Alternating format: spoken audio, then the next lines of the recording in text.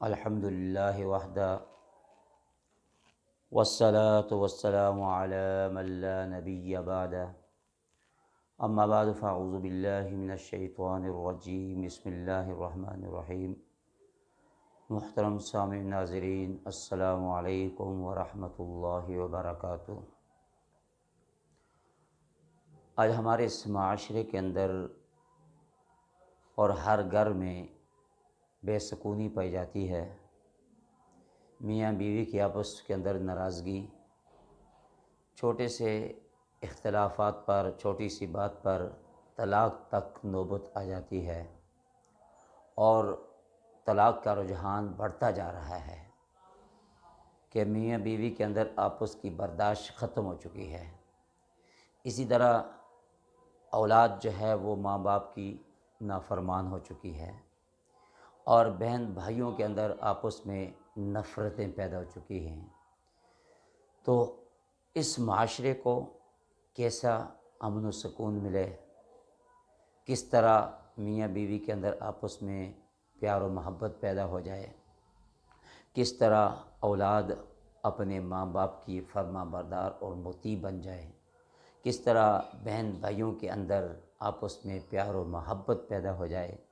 اور یار دوستوں کے اندر آپس میں پیار و محبت پیدا ہو جائے۔ تو اس کے لیے میں آج آپ کے لیے ایک وظیفہ، ایک ایسا عمل بتانے لگا ہوں کہ جس شخص نے بھی یہ عمل کیا،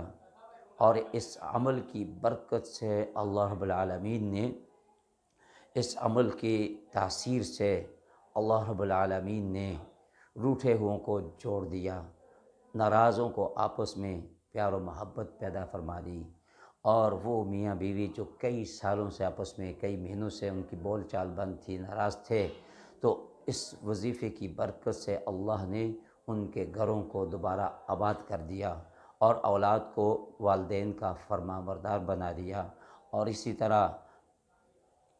بہن بھائیوں کے اندر جو نفرت تھی وہ ختم ہو کر محبت میں پیدا ہو گئی۔ تو شیطان ہمارا ازلی دشمن ہے، اور شیطان روایات میں آتا ہے کہ وہ رات کو پانی پر اپنا تخت لگاتا ہے اور اپنے چیلوں کو اکٹھا کرتا ہے، پوچھتا ہے ان سے، تو ہر ایک اپنے اپنے حساب کے مطابق اس کو جواب دیتے ہیں، لیکن ان میں سے ایک شخص، وہ ایک شیطانی چیلا وہ ہوتا ہے،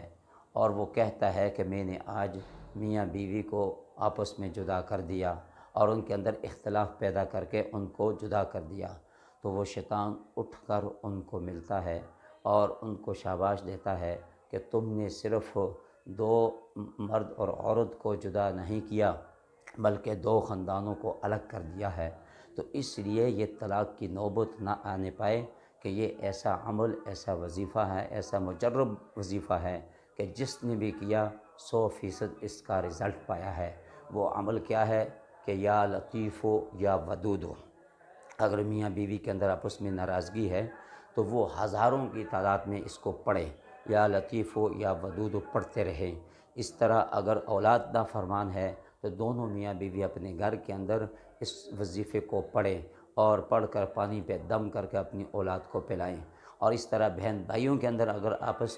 اندر ناراضگی پائی جاتی ہے تو اس وظیفے کو پڑھتے رہیں، ہزاروں کی تعداد میں پڑھیں، چاہے وضو کے ساتھ پڑھیں یا بغیر وضو کے پڑھیں۔ تو اس وظیفے کے عمل سے انسان کے اندر آپس میں پیار و محبت پیدا ہو جائے گی۔ اس وظیفے کے عمل سے انسان جو روٹھے ہوئے تھے ان کے اندر آپس میں پیار و محبت پیدا ہو جائے گی۔ اور اس طرح دوسرا عمل یہ ہے کہ یہ 111 مرتبہ یا لطیف ہو یا ودود ہو پڑھتے رہیں، یا پھر یہ کہ ہر نماز کے بعد 11 مرتبہ یا لطیف ہو یا ودود ہو پڑھے۔ تو اس عمل سے، اس وظیفے کی برکت سے انشاءاللہ العزیز